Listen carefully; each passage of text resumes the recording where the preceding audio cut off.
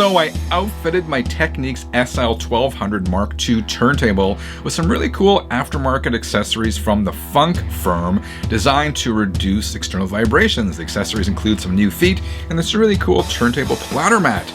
This is how things went. The Funk firm is a UK company that sells turntable upgrade kits, turntables, and other related stuff. They sent me over a few items to check out, including the Boing. I love that name, Boing, with an exclamation mark. The Boing High Performance Turntable Isolation Feet.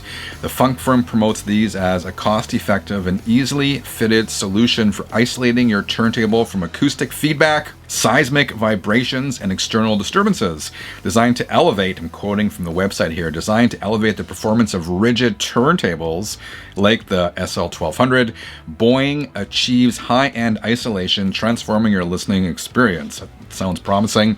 The Boing feet, 4 of them, retail for £176, excluding VAT. That's equal to about $327 Canadian or $228 US. So stuff's not cheap. And the Advanced Platter Mat, that's this thing. This is glass bonded to Funk firm's Acromat, which is on top. I'm not sure if this is real glass or if it is plexiglass. I'm not sure. It's 7 millimeters thick, so it is quite the thick mat. In terms of background information, the Acromat, the original Acromat, this is the top thing, was developed so it doesn't reflect vibrations from the turntable, but accepts them inside where there are millions, apparently, of tiny internal bubbles. Again, I'm reading this off the website. The glass portion of the platter resonates so well, according to the Funk firm, that it matches, if not exceeds, the performance of the top Technics models. So that kind of convinced me to try this out. This retails for £155, excluding VAT or VAT. That's equal to about $200 US or $288 Canadian. So none of this stuff is cheap. But if it performs as promised, it is cheaper than buying a new Technics SL-1200 GR or something along those lines. Let's dive into this. The Funk firm also sent me a couple other things, including the Houdini. This is they call it a decoupling system. Basically, you install this between the top of the cartridge and the head shell, and that decouples the cartridge from the tone arm, and that's supposed to improve your listening experience. They also sent me a Cobra Headshell. These two items are not part of this review because I chose to use my Ortophone Concord Elite cartridge for this review, and these two gadgets are not compatible with that particular cartridge. Channel 33 RPM. First, I'll preface this review by saying I don't consider myself a traditional audiophile, but rather a music fan who appreciates good sound. I use the Funk firm accessories on my Technics SL-1200 Mark II turntable, as I mentioned.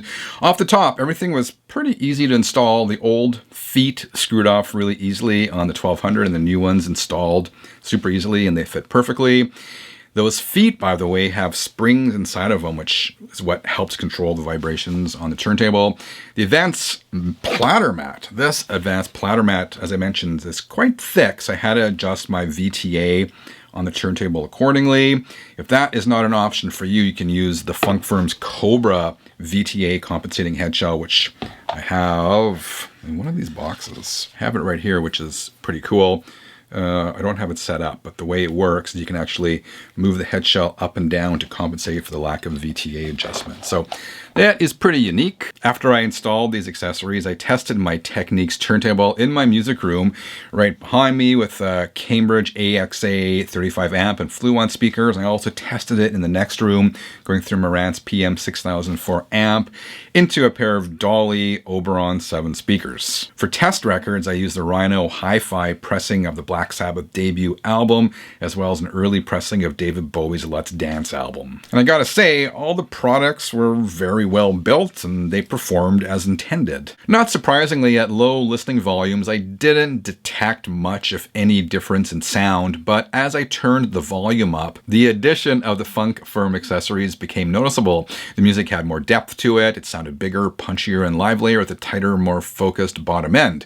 I was surprised, I gotta admit, because I thought my SL-1200 was well isolated, which it is, but these products enhanced the best characteristics of the 1200. If I had any criticism criticism, it would be the lack of instructions or the lack of clear instructions that came with the products and on the website, but I was able to figure it out. So what's my bottom line? These products ain't cheap, so they're definitely not for everyone. However, as I mentioned, they are well built and appeared to work as advertised.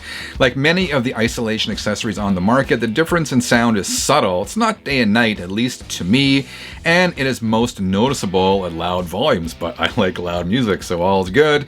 I definitely noticed better performance from my SL-1200, I gotta say. It would be interesting to do a side-by-side shootout with the more expensive modern Technics turntable and see how they stack up, but that wasn't an option for me. Ultimately, I think upgrading your cartridge would likely give you more bang for your buck, but if you are willing to make the investment, these Funk Firm accessories will improve the performance of your turntable. All right, 33ers, what kind of upgrades have you done to your turntable? Let me know in the comments below. As always, I appreciate your time. I will be back soon. Until then, keep on spinning.